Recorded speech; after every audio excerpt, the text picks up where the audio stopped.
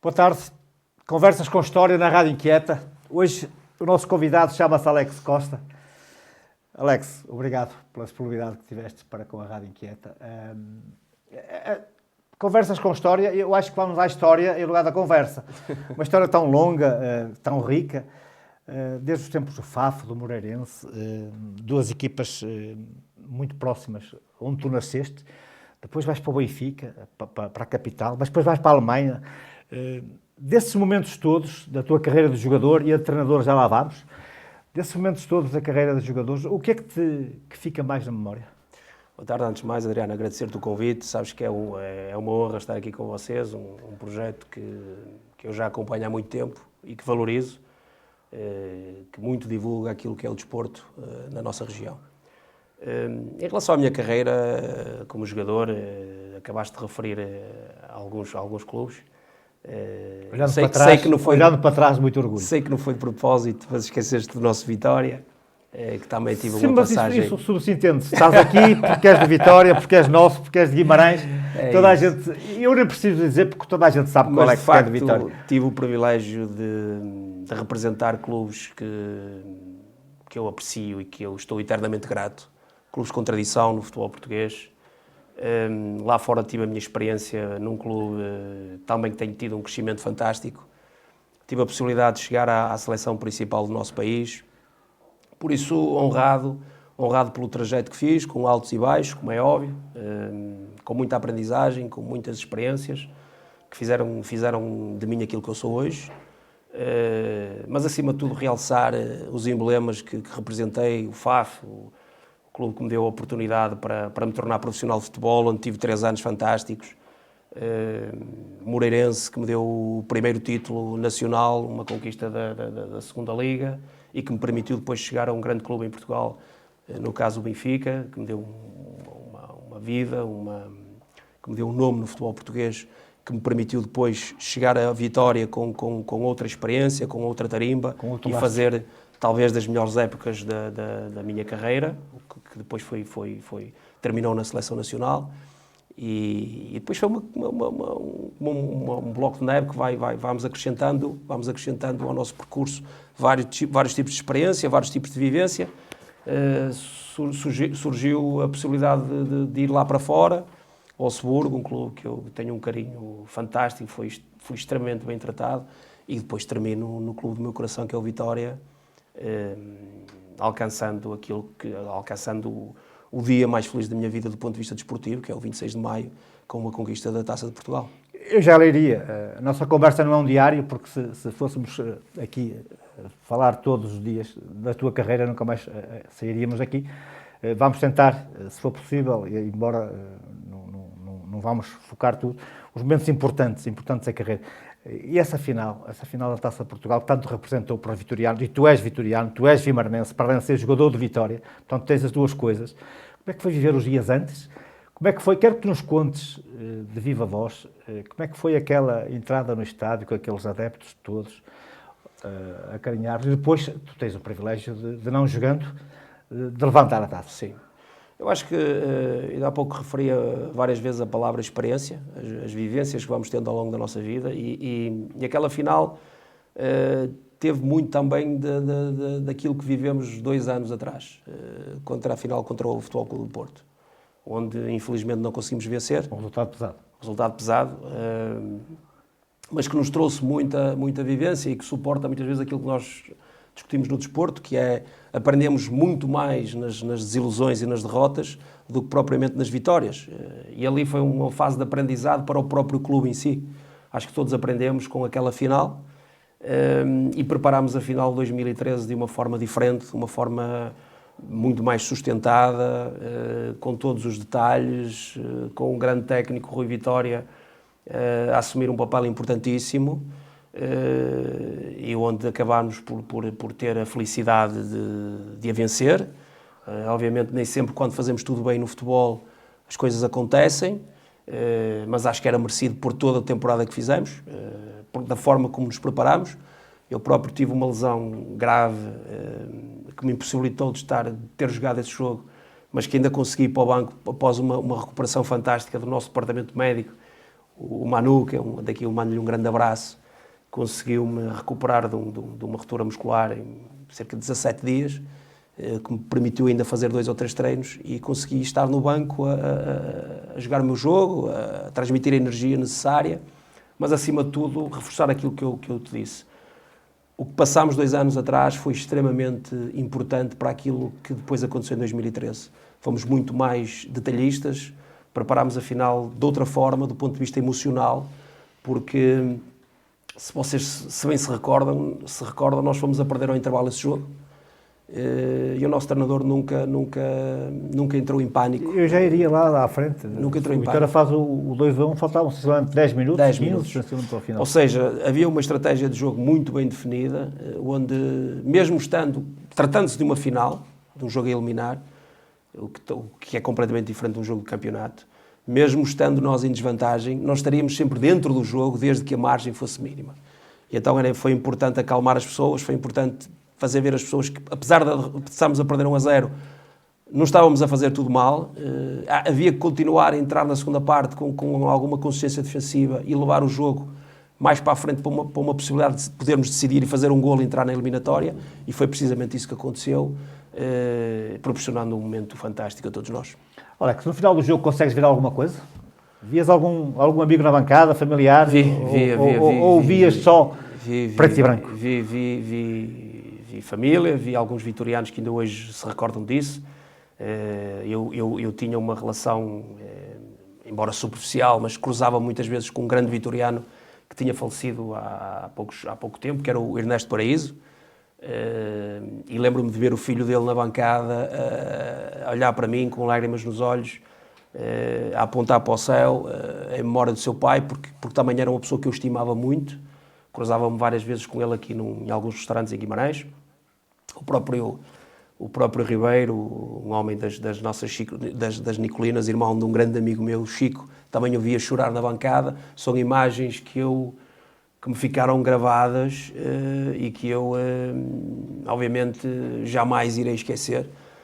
E que depois tivemos a felicidade também, vocês, imprensa, terem relatado e terem transmitido tanta emoção, porque até vocês eram vitorianos e estavam a viver aquele momento, esquecendo um pouco das vossas obrigações profissionais, e eram vitorianos a vibrar, e essa emoção que transmitiram aos relatos, ao contexto daquela festa, obviamente que tornou aquele momento único para todos nós, imortal, e daí também os meus parabéns a todos vocês.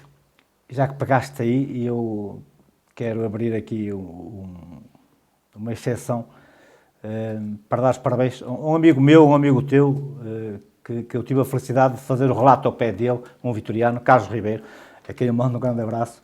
Grande Carlos. Assistir ao relato do Carlos numa final de uma Taça de Portugal é qualquer coisa que não consegues explicar, só vivendo. Eu recordo-me que o Carlos, no segundo golo do Vitória, ele grita golo do Vitória, mas abraçado a mim. E claro. Então esses momentos ficam. E por isso que eu tinha a dizer, Alex, ninguém é mais vitoriano que ninguém. Mas para quem é de Guimarães, para quem jogou desde pequenino no Vitória, para quem vem para o Vitória, se calhar um título destes tem muito mais importância. Sim, acho que é perfeito. Eu sempre tive o sonho de jogar no Vitória, de representar o Vitória, entrei no Vitória muito cedo. Se me perguntassem se eu perspectivava que isso fosse acontecer, obviamente que não, mas era um sonho que eu alimentava. E depois de estarmos nos quartos de final, quando eu regressei da Alemanha, eu acho que é importante fazer voltar atrás. Depois de voltar da Alemanha, tive o primeiro ano difícil no Vitória, onde fomos eliminados no Rio Ave, salvo o erro, nos quartos de final ou oitavos de final, em penaltis, onde eu entrei no prolongamento e fui um dos que falhei o penalti e que ditou a eliminação do Vitória em Vila do Conde. Obviamente fui extremamente criticado, mas isso faz parte do futebol. Os sócios desejavam este título, esta taça há muitos e muitos anos. Mesmo quem falhar no penalti amanhã vai ser criticado, não é mesmo? E foi muito, muito difícil a minha carreira, porque as coisas não estavam a correr bem, e depois sermos eliminados foi difícil. Mas sempre tive esta resiliência, fruto de também estar no clube, não só da profissão que represento, não é? De ser um profissional de futebol, mas também por representar o Vitória e de nunca me entregar. E mais tarde voltei a ter a felicidade de chegarmos a uma final da Taça de Portugal, onde suspirei e disse não é agora. E perdemos por 6-2 numa derrota pesadíssima, onde tudo foi também posto em causa. E mesmo aí também continuei a sonhar e a ter essa resiliência que me fez reerguer na época seguinte e permitir que em 2013 chegasse a outra final do Vitória numa Taça de Portugal e aí sim vencer. Tudo isto para te dizer o quê? A vida é feita disto, de cairmos e levantarmos, caímos e levantarmos. E um jogador do Vitória, um jogador que nasce no Vitória, forçosamente tem que ter este ADN, tem que representar este espírito vitoriano, porque nós, infelizmente, temos muito pouco no nosso museu. Mas não é por isso que todos os anos deixamos de crescer do ponto de vista social, do ponto de vista de massa adepta. E não é por isso que todos os anos deixamos de dar espetáculo nas bancadas, porque temos essa crença que um dia vamos chegar lá. E isso tem que alimentar aqui um jogador do Vitória. E alimentou-me sempre. Felizmente fui coroado depois em 2013 com uma vitória fantástica e que decidiu depois o fim da minha carreira, porque a partir dali havia que virei treinador. Fala só um bocadinho de museu. Qual é a camisola que tu tens em casa que não a dás a ninguém nem vendes a ninguém? Olha, eu para ser muito sincero, eu não vou dizer que me arrependo, mas eu, ao longo da minha vida, da minha carreira, fui dando praticamente tudo aquilo que tinha, camisolas, material desportivo, porque as pessoas que me abordavam-me com tanta paixão. Sentias que era muito mais importante certo, para eles do que propriamente é verdade. para ti, embora sendo importante para ti. As minhas memórias eram estavam guardadas dentro de mim, e eu não precisava de olhar para um objeto para me relembrar disso, mas sentia que era importante para aquelas pessoas que também tinham um sonho de representar o Vitória, de estar lá dentro e que não o conseguiram. Sentia que era importante eles também terem esse entre aspas, esse objeto que os fizesse sentir que eles também faziam parte daquela família. E fui dando... Tenho uma camisola da seleção portuguesa, mas nem sou eu que a tenho, é a minha mãe que a guardou, porque também todas as outras eu fui dando. E por isso aquilo que eu guardo e guardo desde o FAF até ao Vitória, que foi o meu último clube, e o FAF o primeiro, são as memórias que estão dentro de mim, a gratidão eterna que tenho por esses clubes que me deram a oportunidade de os representar. Alex, depois de jogares, viras treinador. Certo. Começas na Vitória, nas camadas jovens da Vitória, vais para a equipa B. Se eu te pedisse, e eu vou-te ajudar, André Almeida, Monserrat, Tapsoba, Reizinho, Andel. Se eu te pedisse para fazeres um 11 de Vitória, conseguias assim rapidamente? Dos teus 11? Um 11 que tivesse passado pelo Vitória... treinado por ti. Olha que eu digo-lhe, exatamente, do que foi treinado por mim, olha que... Fazias uma equipaça. Fazíamos uma equipaça que lutaria por objetivos enormes no Campeonato Português. Tivesse a felicidade. Nós vivemos numa região onde temos muito talento. Alguns que prometiam muito e depois acabaram por não confirmar-se, mas a maioria deles, esses que nós falámos, sim, acabaram por confirmar. Muitos jogadores que estão hoje a um nível altíssimo, e que eu tive a felicidade de trabalhar, de os ajudar, e eles também me ajudarem a mim, porque isto é um processo mútuo, é uma troca. Mas Guimarães tem, esta região tem esta facilidade, há muito talento. E depois a Vitória é uma escola reconhecida a nível europeu com qualidade, um certificado de qualidade, onde forma bem, onde há uma possibilidade de os jovens crescerem, evoluírem, alimentarem os seus sonhos, de chegar a uma primeira equipa. E isso foi acontecendo ao longo de muitos anos dentro do nosso clube, e foram passando por mim jogadores que... Aziz, Tapsoba, Monserrat, Román Correia, que hoje também foi campeão europeu pela nossa seleção, Dani, o guarda-redes que ainda há bem pouco tempo estava no Estoril. André Almeida já referi, quer dizer... Dani Silva, o Andel, tantos e tantos jogadores que passaram... Há um miúdo que eu perdi o rastro e que na altura tinha muita qualidade, o Kiko. O Kiko era um jogador fantástico, com uma personalidade muito forte. João Pedro também?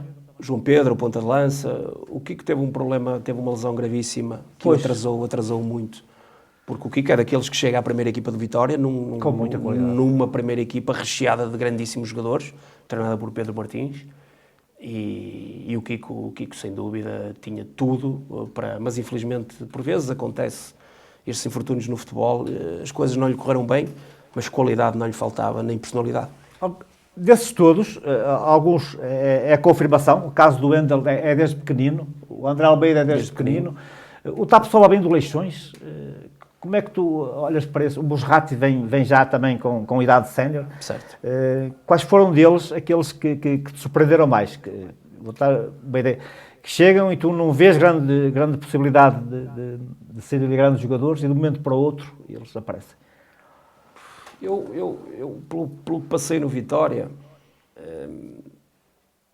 acho que daqueles que não se perspectivava que se chegasse, eu não vou identificar nenhum, porque eu acho que aqueles que nós normalmente apontávamos que pudessem ter carreiras de topo, esses chegaram lá. Há uns que tiveram mais azar do que outros. O próprio Reizinho era um jogador com muita qualidade, mas que tem sido... Estamos a falar do Reizinho do Boa Vista agora. Sim, que tem tido muitas lesões. Aliás, e depois há jogadores que foram passando pela Vitória, que foram saindo. O caso do que se tem vindo a falar há muito, tem-se vindo a falar muito sobre o Vasco Sousa, sobre o próprio Rezende, jogadores que têm o ADN Vitória, que depois foram para outros clubes. Mas enfim, nós, por exemplo, o jogador que mais me surpreendeu pela positiva quando eu cheguei ao Vitória para treinar os júniores, pela primeira vez, foi o André Almeida com 15 anos, porque já treinava connosco.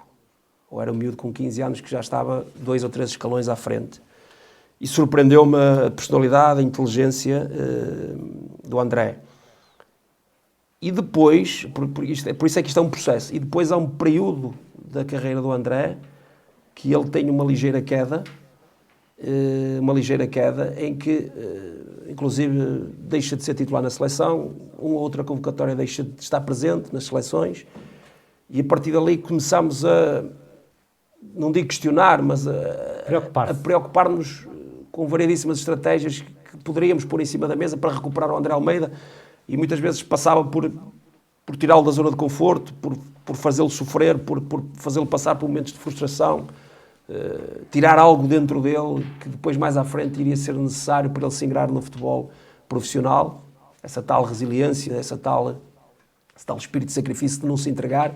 Isso felizmente depois mais à frente acabou por acontecer com ele e ele dar um passo de gigante, afirmar-se no Vitória, não só como um jogador técnico, como um jogador muito inteligente, mas depois de ter também a capacidade e atributos no seu jogo que lhe permitiram depois saltar para fora e hoje ser um jogador de top.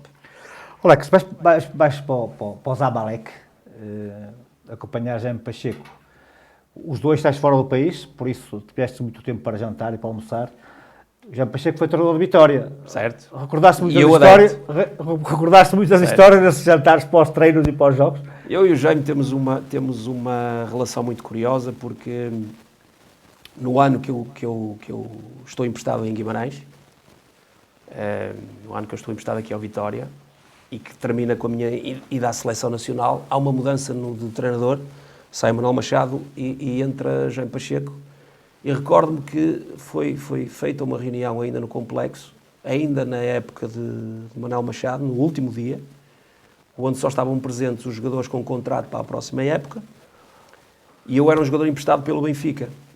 E o presidente Vítor Magalhães, mas por vontade também de Jaime Pacheco, fez questão que eu estivesse dentro daquela reunião, porque eu teria que estar no plantel da próxima época. E dizer com isto o quê? Que o Jaime queria contar muito comigo na época seguinte do Vitória. Vítor Magalhães queria que eu continuasse, mas eu era um jogador que estava a sair da Seleção Nacional, tinha contrato com o Benfica e que dificilmente iria continuar no Vitória emprestado. E recordo-me que o Jaime, nesse logo primeiro contacto, me disse que estava a pressionar imenso o presidente, que já devia ter ido a Lisboa para fechar o negócio, e que se me deixou fazer o primeiro jogo para a Seleção Nacional, infelizmente eu já para o ano seria muito difícil continuar no Vitória. E então isso nós recordámos depois mais à frente, quando ele me dizia que me queria treinar, que me queria ter treinado muito, e eu ao mesmo tempo lhe dizia que eu também gostaria imenso de ter sido treinado por ele, porque admirava o trabalho que ele vinha a fazer, a passagem que ele teve no Vitória, que foi uma passagem de sucesso, os títulos que conquistou no Boa Vista, enfim, era um treinador de sucesso e que eu achei que o Vitória, numa época que tínhamos feito uma grande temporada com o Manuel Machado, na época seguinte tínhamos tudo para jogarmos competições europeias e alavancarmos o Vitória por aí fora.